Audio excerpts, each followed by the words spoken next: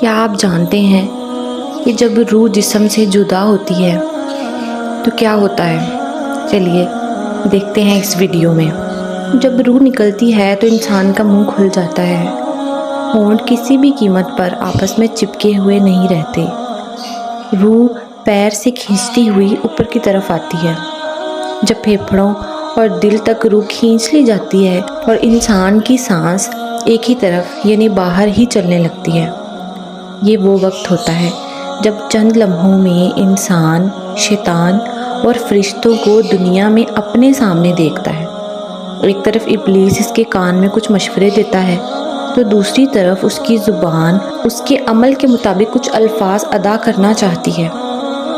اگر انسان نیک ہو تو اس کا دماغ اس کی زبان کو کلمہ شہادت کی ہدایت دیتا ہے۔ اگر انسان کافر، بددین یا مشرک یا دنیا پرست ہو تو اس کا دماغ کنفیوژن اور ایک عجیب سی حالت کا شکار ہو کر شیطان کے مشورے کی پیروی کرتا ہے اور بہت ہی مشکل سے کچھ الفاظ زبان سے ادا کرنے کی بھرپور کوشش کرتا ہے۔ یہ سب اتنی تیزی سے ہوتا ہے کہ دماغ کو دنیا کی فضول باتوں کو سوچنے کا موقع ہی نہیں ملتا۔ انسان کی روح نکلتے ہوئے ایک زبردست تکلیف دہ عمل سے گزرتی ہے۔ اس کا ذہن یہ تکلیف محسوس کر رہا ہوتا ہے لیکن انسان تڑپ بھی نہیں پاتا کیونکہ دماغ کو چھوڑ کر باقی جسم کی روح اس کے حلق میں اکٹھی ہو جاتی ہے اور جسم ایک گوشت کے بے جان لوتھڑے کی طرح پڑا ہوا ہوتا ہے جس میں کوئی حرکت کی گنجائش نہیں رہتی۔ آخر میں روح دماغ سے بھی کھینچ لی جاتی ہے۔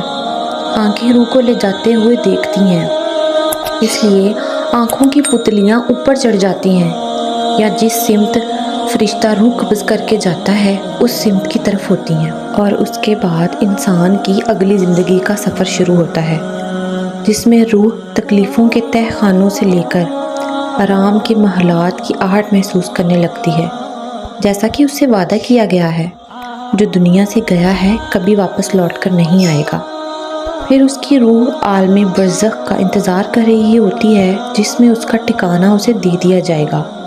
اس دنیا میں محسوس ہونے والی طویل مدت ان روحوں کے لیے چند سیکنڈ سے زیادہ نہیں ہوگی، یہاں تک کہ اگر کوئی آج سے کروڑوں سال پہلے ہی کیوں نہ مر چکا ہو۔ مومن کی روح اس طرح کھینچ لی جاتی ہے جیسے آٹے سے بال نکالا جاتا ہے۔ گناہگار کی روح خاردار درخت پر پڑے سوتی کپڑے کی طرح کھینچی جاتی ہے۔ اللہ تعالیٰ ہم سب کو موت کے وقت کلمہ نصیب فرما کر آسانی کے ساتھ ہماری روح قبض فرمائے، آمین۔